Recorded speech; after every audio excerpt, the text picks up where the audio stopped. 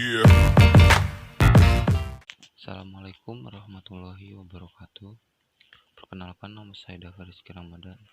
Di sini saya akan membahas tentang jurnal umum.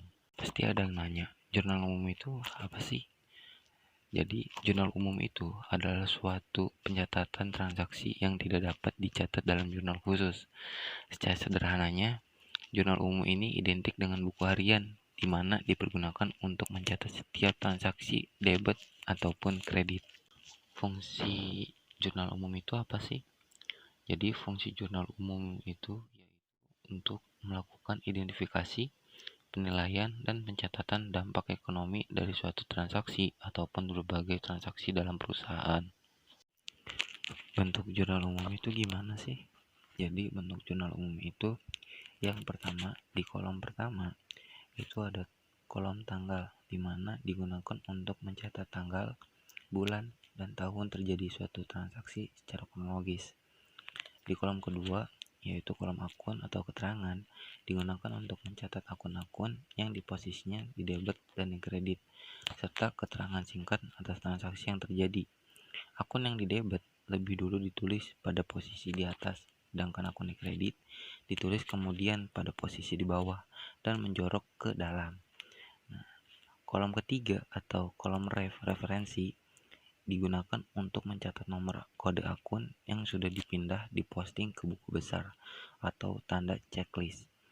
Kolom keempat, yaitu kolom debit, digunakan untuk mencatat jumlah nominal akun yang posisinya itu berada di debit.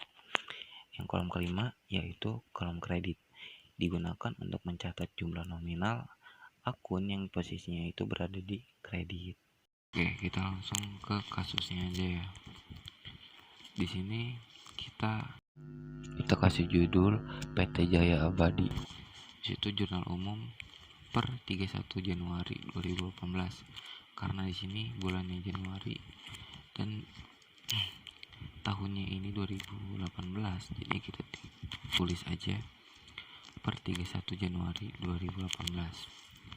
Nah, di nomor 1 ini kita bisa lihat tanggal 5 Januari 2018 Pak Jaya menginvestasikan uangnya sebesar 500 juta pada perusahaan PT Jaya Abadi, yang dimana itu bakal berpengaruh pada kas dan modal awal ya. Jadi kas bertambah, modal awal bertambah, yang dimana kas itu adalah aset, yaitu harta ya, akun harta, dan modal itu kan saldo awalnya itu kan di kredit. Jadinya kas sebesar 500 juta di debit dan modal di kredit sebesar 500 juta ya. Situ kita lanjut. Sebelum kita lanjut ke kasus transaksi, kita harus tahu dulu saldo normal akun-akun tersebut. Yang pertama itu aset, harta ya. Akun harta itu saldo normal itu di debit. Kalau hutang itu ada saldo normal itu ada di kredit. Modal itu saldo normal di kredit. Pendapatan saldo normal di kredit. Kalau beban itu saldo normalnya di debit. Itu kita lanjut ke tanggal 11. Tanggal 11 Januari 2018 dibayar uang sejumlah 20 juta untuk sewa kantor selama 1 tahun. Yang dimana ini itu udah dibayar ya sebelum 1 tahun. Jadinya yang akan berpengaruh itu adalah sewa dibayar di muka ya, pada kas, karena kas ini kalau berkurangkan di kredit dan kalau bertambah itu kan di debit ya. Sewa dibayar di muka.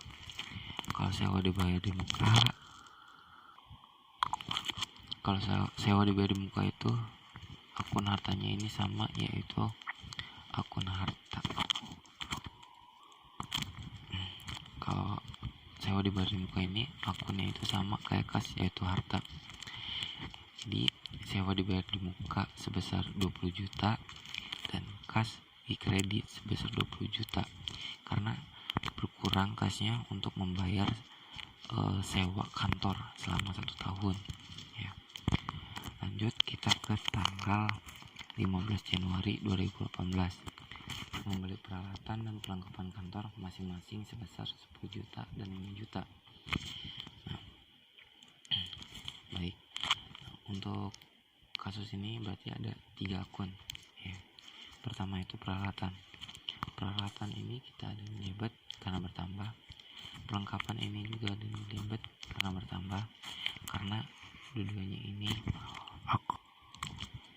peralatan itu karena bertambah ini dia ini masuk di situ perlengkapan dan kas. Jadinya peralatan itu 10 juta, perlengkapan itu 5 juta dan kas itu 5. Jadinya ditambah ya. Yang 10 juta ditambah 5 juta jadinya 15 juta untuk membayar perlengkapan dan peralatan. Jadinya kas kita ini berkurang. Lanjut ke tanggal 20 Januari 2018 menerima pendapatan dari penjualan tunai sebesar 10 juta. Jadinya kita ini dapat pendapatan nih. Ya kan? Jadi kas kita bertambah, pendapatan kita juga bertambah sebesar 10 juta. Karena pendapatan ini saldo normal di kredit dan kas ini saldo normal itu di debit, maka kas pada pendapatan kasnya itu di debit sebesar 10 juta, pendapatan di kredit sebesar 10 juta.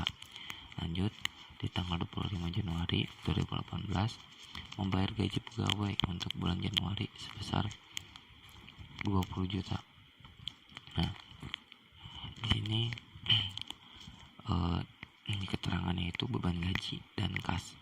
Karena untuk pembayaran gaji bulan Januari ya, masih bulan Januari, dan di sini itu akunnya itu beban gaji, yang dimana kalau beban itu artinya bertambahnya itu di debit ya, dan kas itu berkurang di kredit. Jadi beban gaji itu bertambah di debit sebesar 25 juta dan kas bertambah di kredit sebesar 25 juta, masing-masing 25 juta, dan total semuanya itu sekitar 570 juta rupiah di debit, dan di kreditnya 570 juta rupiah di kredit. Sekian dari saya, kurang lebihnya mohon maaf. Wabillahi taufiq wal hidayah. Wassalamualaikum warahmatullahi wabarakatuh.